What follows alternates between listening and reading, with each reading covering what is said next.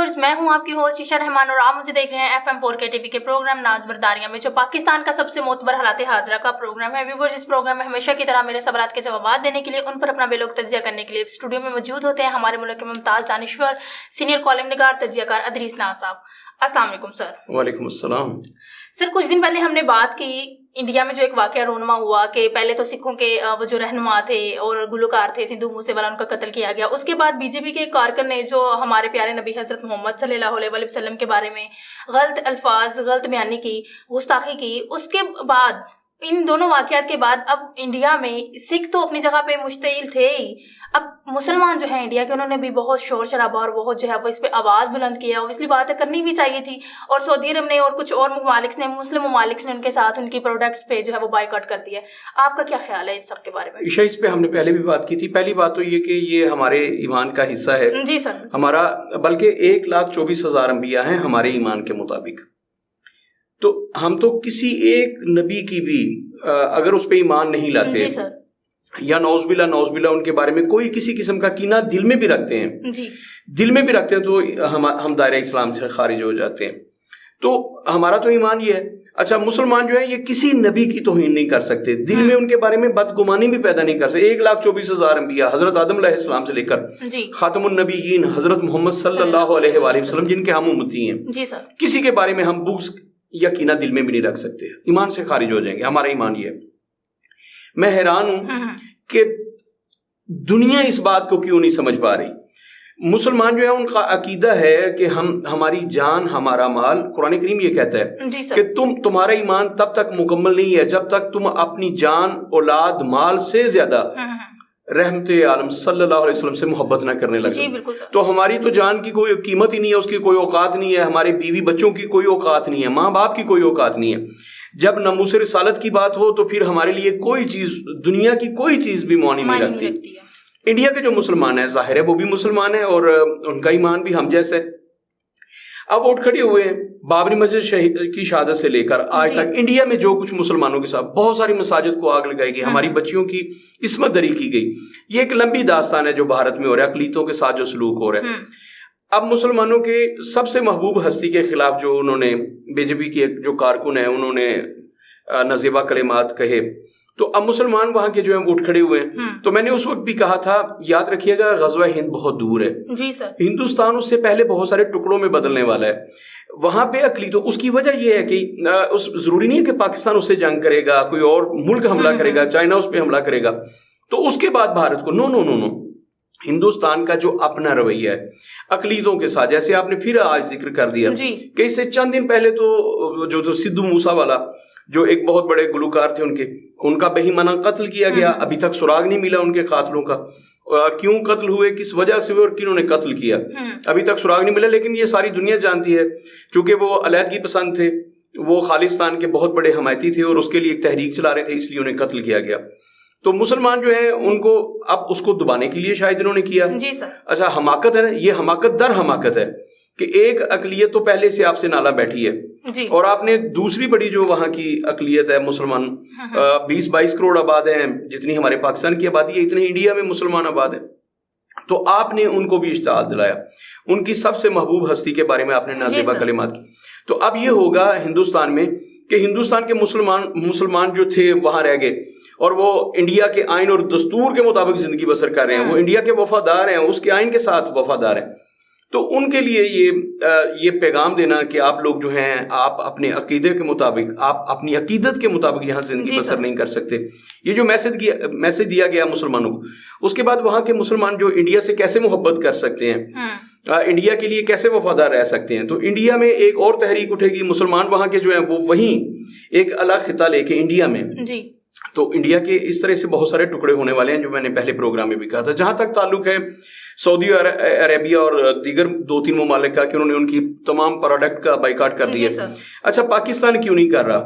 ہم اس کے ہمسائے میں بیٹھے، یاد رکھیے گا رزق جو ہوتا ہے وہ اللہ پروردگار نے ہمیں وعدہ کیا، اور ہم تو سمجھتے ہیں کہ ہمیں تو ملتا ہی اللہ کے حبیب کے صدقے میں ہے سب کچھ۔ تو جب ان کی ناموس کا معاملہ ہو تو پھر اس چیز سے خوفزدہ نہیں ہونا چاہیے کہ انڈیا سے اگر پیاز نہیں آئے گا، فلاں چیز نہیں آئے گی تو ہم فاقوں مر جائیں گے، ہم بھوکے مر جائیں گے، کچھ بھی نہیں ہوگا۔ ہمیں بھی انڈین پروڈکٹ کا بائیکاٹ کرنا چاہیے۔ اگر حکومت نہیں کر رہی، حکومت کی مجبوریاں اپنی مجبوری ہیں، اور ظاہر ہے ان پہ تو مسلسل ہمارے عمران خان صاحب الزام لگا رہے ہیں نا کہ میاں برادران کے بڑے قریبی روابط ہیں اور ان کا بزنس آ رہا ان کے ساتھ ہے، انڈینز کے ساتھ. اس میں کوئی شبہ نہیں ہے کہ ان کے بہت بڑا بزنس ہے انڈین کے ساتھ. اور میں عشاء آپ کو بتا دوں، ایک ہمارا پاکستان کا بہت بڑا چینل ہے، اس کے 60% جو شیئرز ہیں وہ بھی انڈین کے پاس ہیں، مکیش چاولہ ہیں. تو ہمارے تو یہاں بڑے بڑے چینلز جو ہیں ان کے بزنس جو انڈیا کے ساتھ ہیں، اور انڈیا نے یہاں اتنی سرمایہ کاری کی آپ کے چینلز میں، آپ کے صحافی جو ان کی تنخواہیں انڈیا سے آتی ہیں، تو کون اس کے خلاف اتنی بھاری آواز اٹھائے گا؟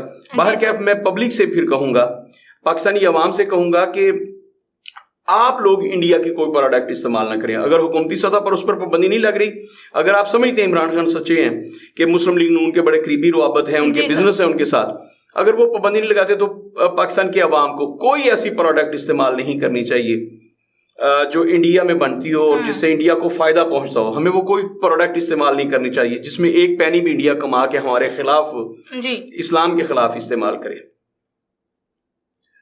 جی سر، اب بات کر لیتے ہیں کہ پی ٹی آئی کی جو پارٹی ہے، پی ٹی آئی پارٹی، اس میں انٹرا پارٹی انتخابات ہو رہے ہیں. اس میں دوبارہ سے خبر ابھی بھی آئی ہے کہ عمران خان صاحب دوبارہ سے پی ٹی آئی پارٹی کے چیئرمین منتخب ہو گئے ہیں. آپ کا اس سب کے معاملے کے بارے میں کیا خیال ہے؟ پہلے تو اس کے متعلق ایک لطیفہ نما بات سن لیں کہ عمران خان صاحب تو اسلام آباد گئے تھے دھرنا دے کے، جب وہ لانگ مارچ لے کے گئے تھے تو وہ گئے تھے کہ انتخابات کی مجھے تاریخ دیں، اور انہوں نے کہا تھا اس سے پہلے پورے ملک میں جلسے کی، انہوں نے کہا تھا کہ میں اس وقت تک اسلام آباد سے ہلوں گا بھی نہیں جب تک میں انتخابات کی تاریخ لے کے نہیں آؤں گا. یہ حکومت جو ہے اس کو گرانا ہے میں نے، یہ حکومت گھروں کو جائے گی اور میں نئے انتخابات کی، صاف اور شفاف انتخابات کی تاریخ لے کے آؤں گا. وہ تو لے کے آئے نہیں، لیکن چلے ان کو ایک شوق تھا نا کہ میں کسی طریقے سے کچھ نہ کچھ تو وزیر اعظم نہیں بن سکے، انتخابات نہیں ہو سکے، تو پھر انہوں نے انٹرا پارٹی انتخابات جو اس میں جو آپ مجھے خبر دے رہی ہیں کہ وہ دوبارہ چیئرمین منتخب ہوئے. ہمارے یہاں پہ کیسا مذاق ہے یہ؟ اچھا بلا مقابلہ ہوئے، ان کے مقابلے میں کسی نے کاغذات ہی جمع نہیں کروائے. ہماری جتنی بھی پارٹیز ہیں، مسلم لیگ نون ہے، پی ٹی آئی ہے، پیپلز پارٹی ہے، جتنی بھی پارٹیز ہیں، اب دیکھیے کہا جاتا ہے کہ موروثی سیاست ہے اس میں. بلاول بھٹو کے مقابلے میں کوئی ہمت کرے گا کہ ان کے مقابلے میں چیئرمین شپ کے لیے انتخابات لڑے؟ تو مطلب اس کی تو 7 نسلیں بھی اس کو بھگتیں گی نا، اگر کوئی سچی مچی ایسی. اگر ایسا ہوتا بھی ہے تو صرف ایک ڈرامہ ہوگا، ایک دکھاوے کے سامنے کاغذات جمع ہوں گے اور سارے کے سارے ووٹ جو ہیں وہ چیئرمین بلاول بھٹو کو پڑ جائیں گے، تو دوسرے بندے کو 2 ووٹ یا 1 ووٹ یا ان کا اپنا ووٹ، بلکہ وہ اپنا ووٹ بھی چیئرمین کو دے دیں گے. اگر کوئی سامنے آتا ہے، اول تو ہمت نہیں ہوتی. مسلم لیگ نون میں بھی یہی ہے کہ کسی کی ہمت ہے نواز شریف یا شہباز شریف اور ان کے بعد اب مریم بی بی ان کے مقابلے میں انتخاب لڑے پارٹی کا اور وہ پارٹی کا سربراہ بن جائے، ایسا نہیں ہوتا. تو خان صاحب جو کہا کرتے تھے کہ پارٹیز میں انتخابات نہیں ہوتے، یہ نہیں ہوتا، وہ نہیں ہوتا، کسی کو موقع نہیں ملتا، تو ان کی اپنی پارٹی میں جو آپ مجھے خبر دے رہی ہیں کہ ان کی پارٹی میں انٹرا پارٹی الیکشن جو انتخابات ہوئے ہیں اور عمران خان صاحب بلا مقابلہ پھر چاہے یا چیئرمین بنے یا 1 سال کے لیے، کتنی زندگی کے لیے بنے یا 7 جنموں کے لیے بن گئے، بلکہ ایک مرتبہ پھر وہ چیئرمین بن گئے ہیں اپنی پارٹی کے. تو یہ شرمناک بات نہیں ہے؟ آپ لوگوں کو جو درس دیتے تھے، کم از کم ایک پارٹی تو پاکستان میں ایسی ہوتی جہاں صحیح معنوں میں انتخابات ہوتے، کوئی ایک بندہ آپ کے سامنے آتا اور پھر وہ الیکشن لڑتا آپ کے مقابلے میں.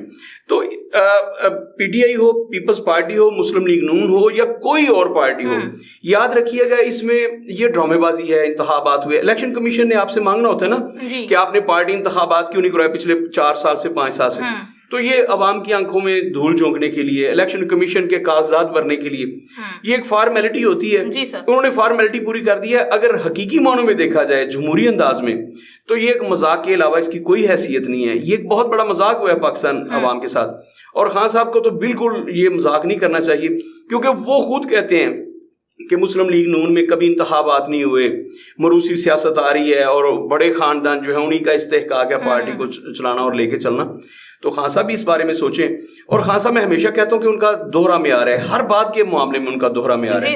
کرپشن کے معاملے میں ان کا دوہرا معیار ہے. اگر ان کے قریبی ساتھی کریں تو وہ کرپشن نہیں ہے، اگر گوگی کرے، ان کی مسز بشرا بی بی کریں، ان کے قریبی ساتھی کریں تو وہ کرپشن نہیں ہے، لیکن شہباز شریف کرے یا کوئی اور کرے تو وہ کرپشن ہے. اسی طرح سے خان صاحب کا یہ جو پارٹی کے الیکشنز کے بارے میں موقف ہے یہ بھی دوگلا پن کا شکار ہے. تو میں سمجھتا ہوں کہ پاکستانی عوام کو بہت باریکی سے اس بات کو سمجھ لینا چاہیے کہ یہاں جتنی پارٹیز موجود ہیں، خان صاحب سمیت جتنی بھی لیڈرشپ ہے، ان کے کوئی کردار نہیں ہے، ان کے کوئی نظریات نہیں ہیں ان کا ایک ہی کردار ہے, ایک ہی نظریہ ہے کہ ہم نے کسی طریقے سے بھی پارٹی کا سربراہ بننا ہے اور اس کے بعد ملک کا سربراہ بننا ہے. اس کے لیے جو مرضی کرنا پڑے انہیں, اس ملک کو لوٹنا پڑے, جو کچھ کرنا پڑے, کوئی اخلاقیات نہیں ہے. خان صاحب کے آپ پچھلی 20 سال کی زندگی دیکھ لیں, ہر 2 منٹ کے بعد یو ٹرن آ جاتا تھا نا ان کا, اور بعد میں انہوں نے فرما دیا, انہوں نے کہا اگر یو ٹرن نہ لیتا تو آج میں وزیر اعظم نہ ہوتا. تو مطلب ہمارے یہاں یہ بات مشہور ہے پنجاب میں کہ جس بندے دی گل نہیں وہ کدا بندہ ہے. تو ہم پنجابی تو اس بات پہ جڑے ہوئے ہیں نا, لیکن اب ہمارے پنجاب کے جو لوگ ہیں, میرا خیال ہے ان کی بھی نظریات اور ان کی بھی سارا کچھ بدل گیا, ان کے خیالات بدل گئے. انہیں سوچنا چاہیے کہ جو بندہ اپنی بات سے مکر جاتا ہے اس کو وہ کیسے فالو کر سکتے ہیں, اس کے فالوور کیسے بن سکتے ہیں. تو بہرکیف خان صاحب کو مبارکباد دیتے ہیں ہم اس پروگرام کے ذریعے کہ خان صاحب آپ ایک دفعہ پھر اپنی پارٹی کے چیئرمین بن گئے, آپ کے لیے بہت ساری ڈھیروں مبارکباد. لیکن افسوس اس بات کا ہے کہ خان صاحب کے کردار میں اور ان کی گفتار میں زمین آسمان کا فرق ہے. جو وہ کہتے ہیں وہ خود بھی نہیں کرتے, یہ دکھ کی بات ہے.